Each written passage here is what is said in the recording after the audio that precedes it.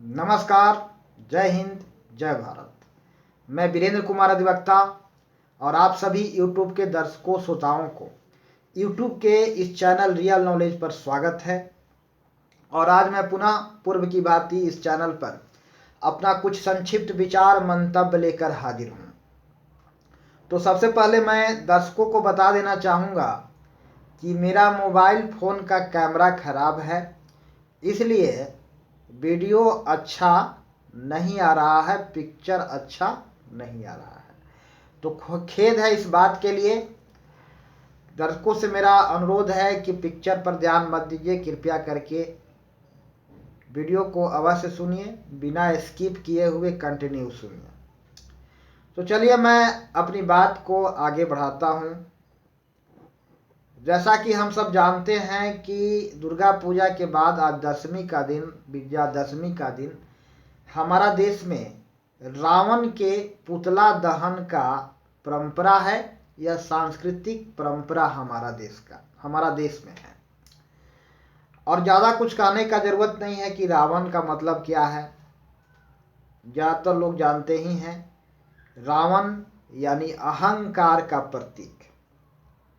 रावण यानी अहंकार का प्रतीक है। रावण घटिया किस्म के अहंकार का द्योतक है। रावण अहंकार का एक शब्द में मतलब कहें तो इसका सीधा मतलब है खुद के बारे में गलतफहमी।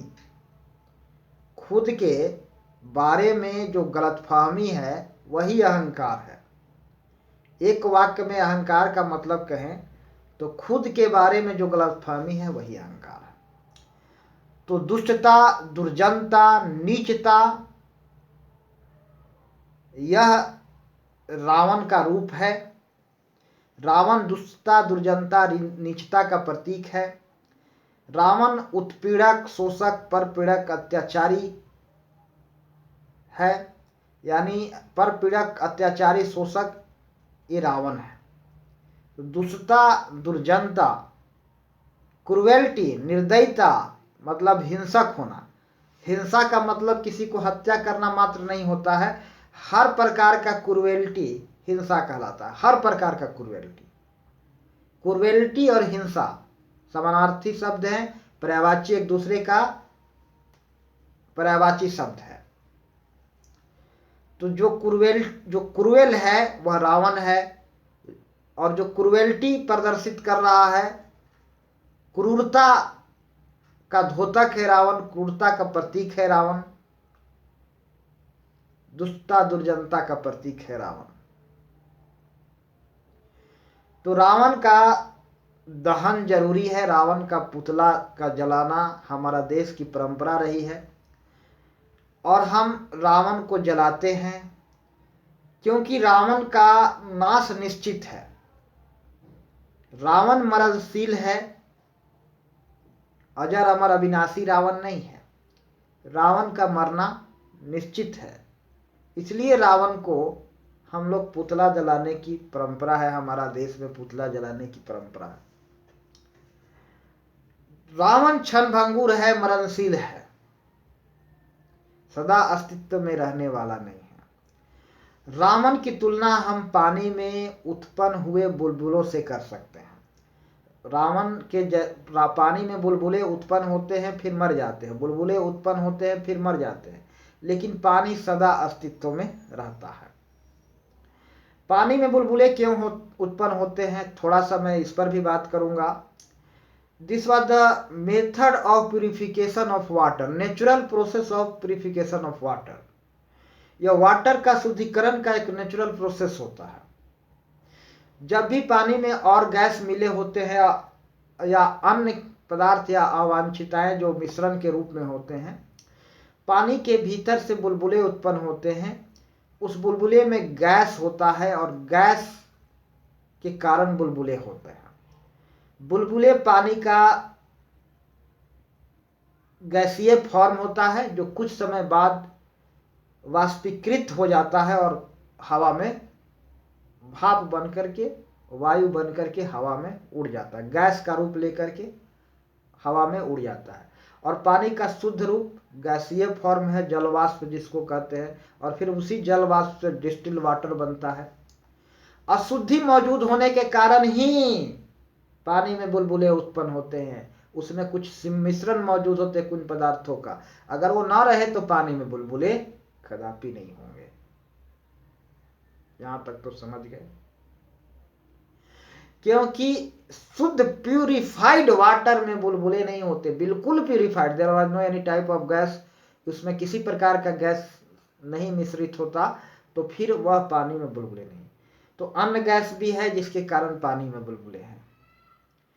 तो यह एक नेचुरल प्रोसेस है पानी के प्यूरिफिकेशन का, वाटर के प्यूरिफिकेशन का।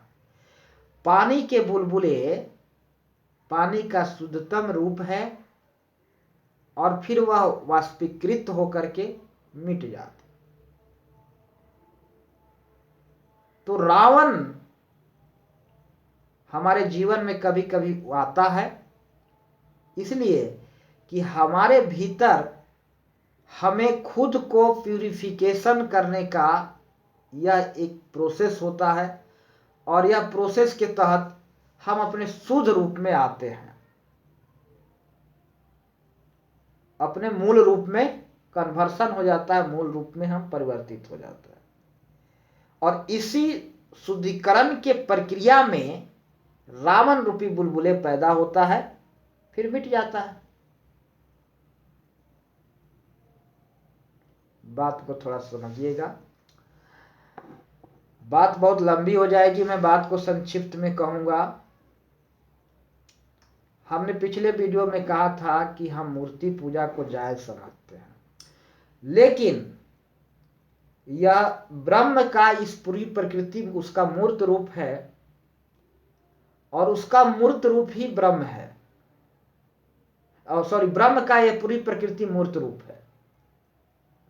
तो ब्रह्म के रूप में ही देखें और इस पूरी प्रकृति को पूजा करें, उसको सुरक्षित रखें, संरक्षित रखें, पेड़ पौधे, जंगल, पहाड़, पानी, वाटर, वायु, यह है पूजा।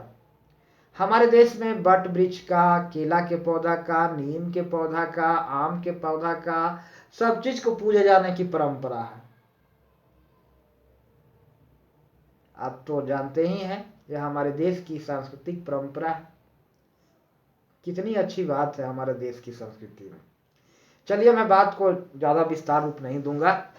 महात्मा बुद्ध ने कहा था कि देखो भाई, ये दुष्टता, दुर्जनता जो है ना, यह जन्मजात लाइलाज बीमारी नहीं है। क्रुएल्टी जो है ना लोगों के भीतर, यह जन्मजात बीमारी नहीं है, लाइलाज बीमारी नहीं है, यह एक बीमारी है। उन्होंने देखा कि ये लोगों को, एक रोग ग्रस्त लोग हैं, बीमार लोग हैं, जिनमें क्रुएल्टी है, जिनमें दुष्टता है, जिसमें निर्जनता है। बुद्ध ने कहा कि ये बीमार लोग हैं, और बीमार लोग तो दुखी होंगे। मान लीजिए किसी को कोई शारीरिक बीमारी हो तो वह तो दुख देगा ही, शरीर में पीड़ा उत्पन्न करेगा ही। तो बीमारी भी कई तरह का होता है, मानसिक बीमारी होता है, तरह तरह की बातें हैं, ज़्यादा विस्तार रूप नहीं दूंगा, क्योंकि हमारे मंतव्य, दृष्टिकोण, नजरिया आदि बहुत सारी चीज़ें हैं, जिस पर मैं बात करूं तो लंबा बात ही हो जाए। संक्षिप्त में कहूँगा कि दुष्टता, दुर्जनता और हमारा ये एक तरह की बीमारी है। और महात्मा बुद्ध ने कहा था कि ये बीमार ग्रस्त लोग हैं, रोगग्रस्त लोग हैं, जो इस तरह के कृत्यों को कर रहे हैं, दुष्टतापूर्ण कार्य, दुर्जनतापूर्ण कार्य, क्रुएल्टी का कार्य, ये बीमार लोग हैं, पीड़ित लोग हैं। और जो पीड़ित हैं वे दया के पात्र हैं। उन्हें इलाज चाहिए, समुचित इलाज चाहिए, और इलाज होगा, ठीक होगा। फिर इलाज करने वाला लोगों के साथ, उनके साथ कोई हमदर्दी उनका रहेगा। तो उन्होंने कहा कि यह बीमारी है।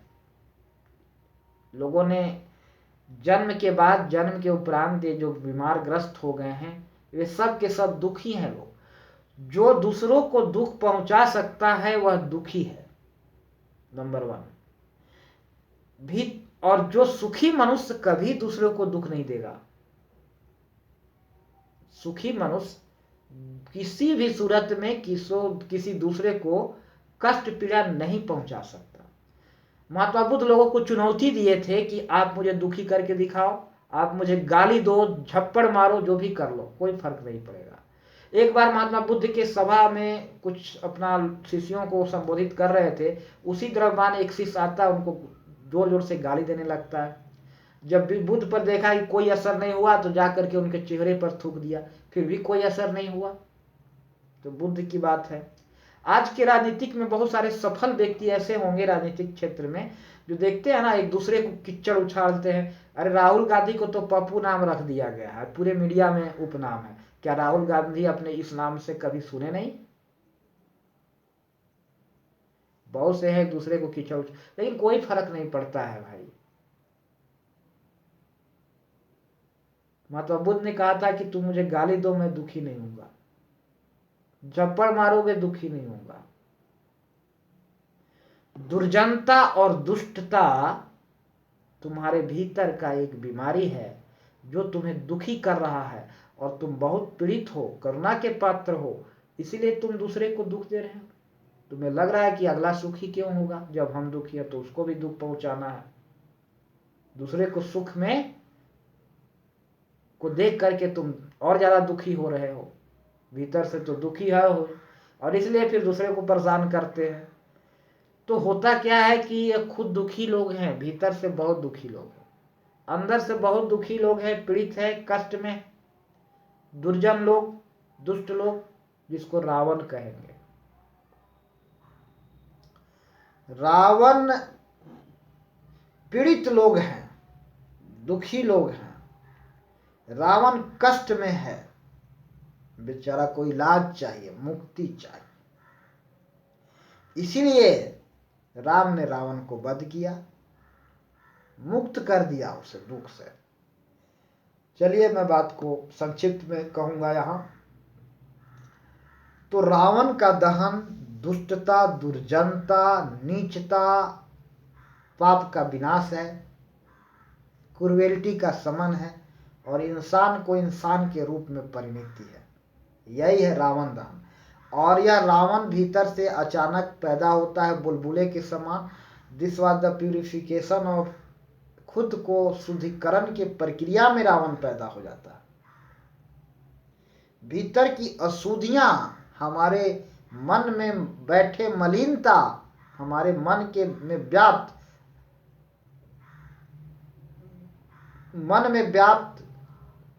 मलिनता, गंदगी रावण है।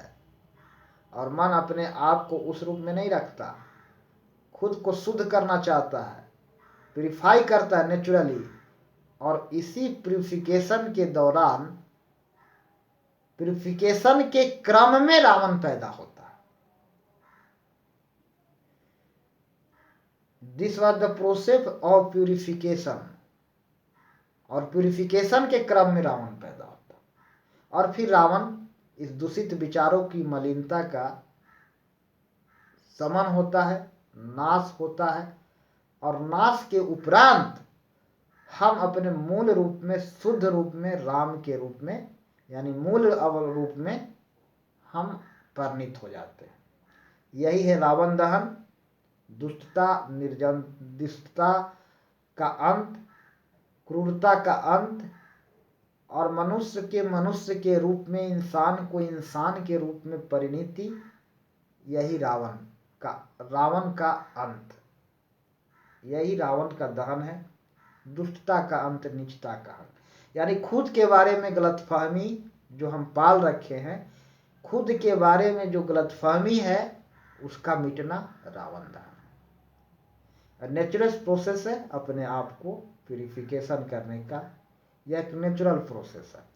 तो इन्हीं कुछ शब्दों के साथ मैं अपनी वाणी को विराम दूंगा, और दर्शकों से मेरा गुजारिश होगा कि पूरी वीडियो को सुनिए, लोगों को सुनाइए, चैनल को सब्सक्राइब कीजिए। अंत में सभी दर्शकों को मेरा प्यार भरा नमस्कार। जय हिंद, जय भारत, जय श्री राम।